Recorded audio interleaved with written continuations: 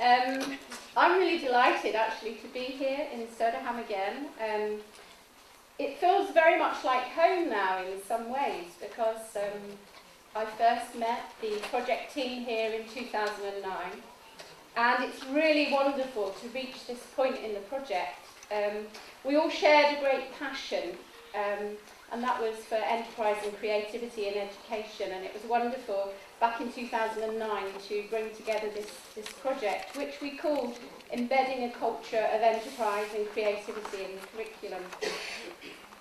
There's a great interest in entrepreneurship across Europe, governments, academia, and also lots of businesses, private sector employers. And there's lots of initiatives around the world which encourage creative, innovative and entrepreneurial skills and attitudes and behaviours. And I think creativity is obviously going to be a critical component of our curriculum for the 21st century. Now, as project partners, one of the things we had to do to begin with was to actually go on a journey together. We began to combine our thinking on what it meant to be creative and enterprising. And I'm hoping over the next 2 days you too will be going on our journey, and a journey of discovery as to what we mean by being enterprising and creative. And I'm going to ask you to do something for me. In your pack you will find a sheet of light bulbs.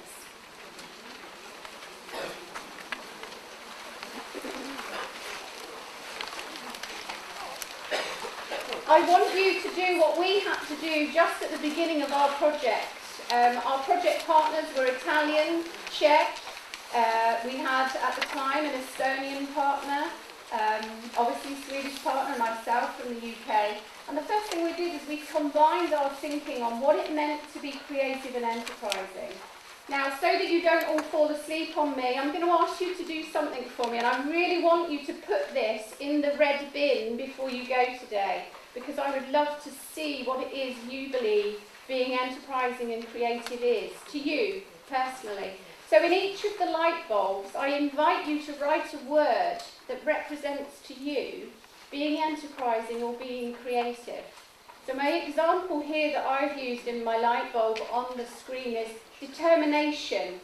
Being enterprising and being creative to me means you're determined. So can I invite you just for a few minutes to just think about what it means to you to be enterprising and creative, and just to jot the words down in those light bulbs, as many as you can. If you need to go over the page, go over the page.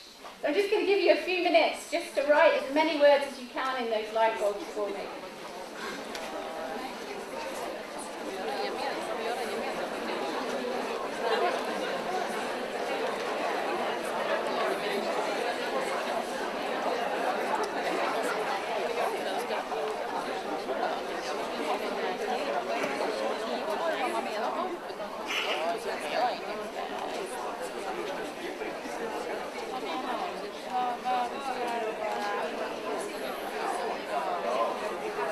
Have we done 20 already? There's 24 there.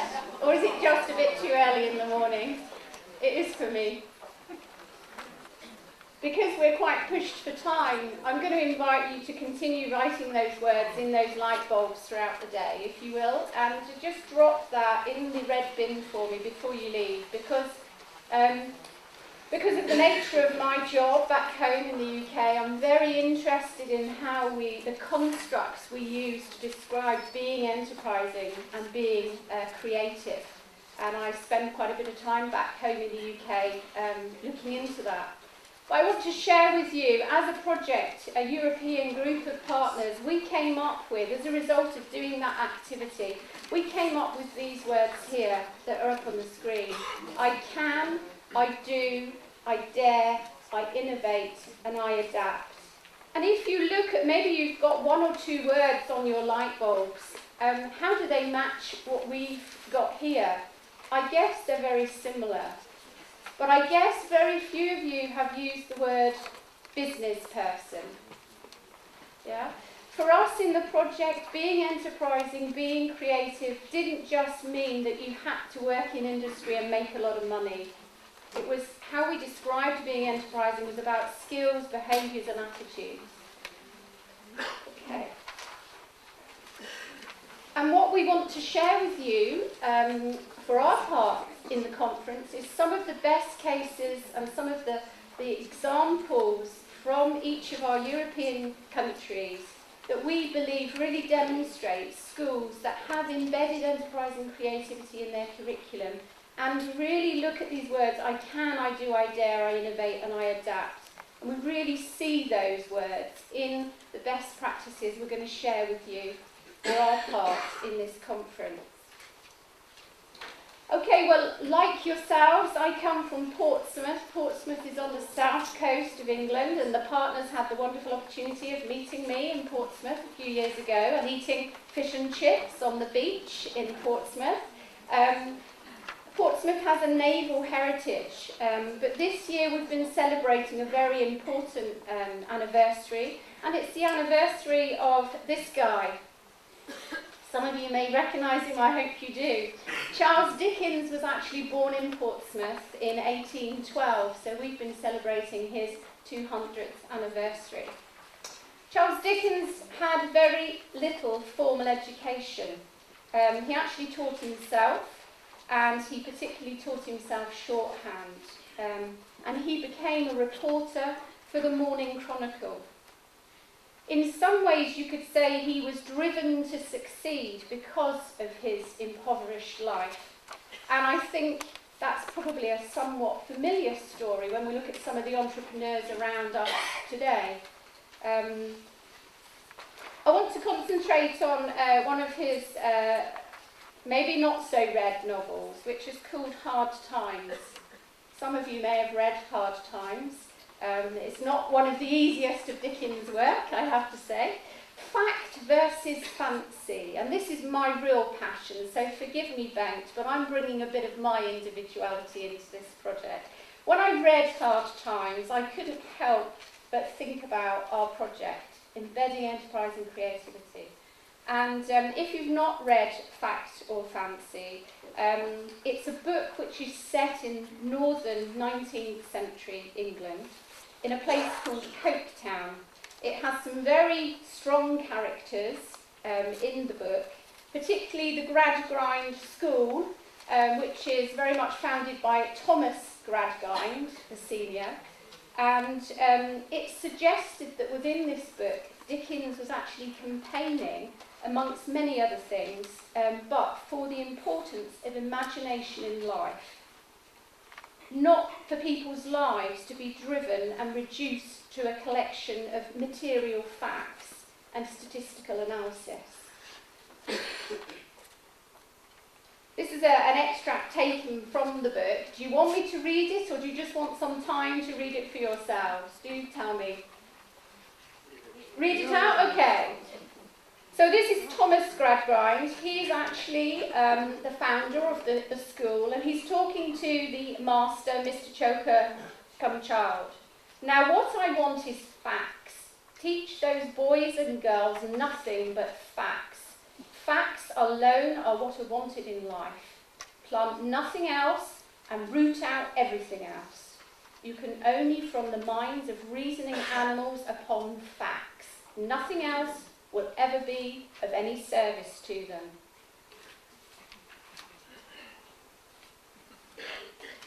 This is Thomas Gradgrind's senior's son, Tom, who's very unhappy about being in this school of fact. And he's talking about his sister, Louise. And Louise, unfortunately, has a breakdown, eventually. And here he is talking. Our governor had her crammed with all sorts of dry bones and sawdust. It's his system. So I ask you, are the children in your classroom crammed full of old bones and sawdust? Hopefully not. This is Tom again. He's obviously a very unhappy child at school. I wish I could collect all the facts we hear so much about, said Tom, spitefully setting his teeth, and all the figures and all the people who found them out, and I wish I could put them in 1,000 barrels of gunpowder under them and blow them all up together. He's really fed up with fact.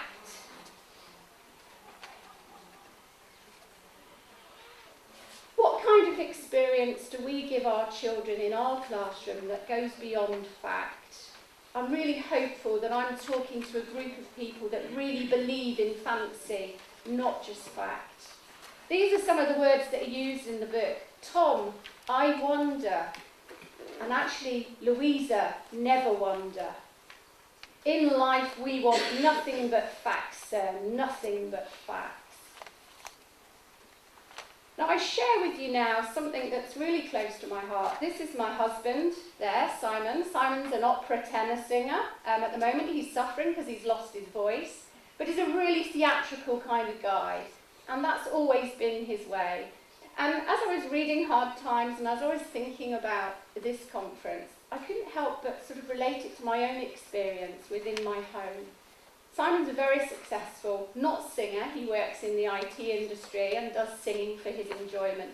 But back in 1972, so we look at when Dickens wrote his novel in the 1800s, I'm now transferring you to 1972 to take a look at Simon's school report. Simon spends most of his time daydreaming. He makes very little effort with anything except his games. This is unfortunate because he's such a capable boy. If he could show more willingness to work, he could do so much better. My husband discovered very late in life, doing a degree, that he actually suffers very badly with dyslexia. And I guess the written form for him in school was very difficult. And being creative, there weren't the outlets to help him. I then actually look at the whole thing about being entrepreneurial and entrepreneurship itself. To me, it's about bringing about a perspective on learning and teaching that develops and challenges the education system and some of the traditions of the educational system. But are we challenging it enough as a profession, as a teaching profession? And I often think, what can we do as individuals to start a bit of a movement of change to some of this tradition? But I thought, let me bring myself right up to date, because I have a daughter who's 11 back home, Freya. Here's Freya here. And how very, very strange that when I was thinking through about the conference and what I could say, Freya comes home with her school report. Part of the report, the teachers write for her.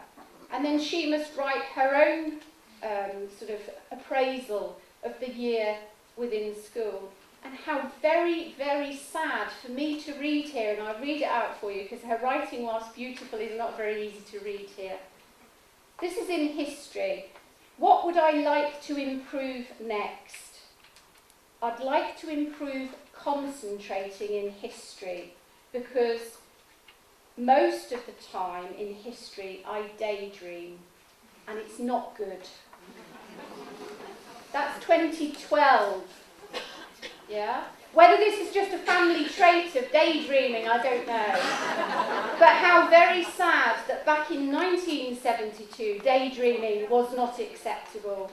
And how very sad that in 2012, in the classroom back home in Portsmouth, my daughter still feels daydreaming in history is not good. So I want to invite you to go beyond the facts. Forget the facts. I've got a couple of facts for you, which I am going to share with you. 4% of you in this room or within this conference are what I call entrepreneurs. You will operate and run a business for profit.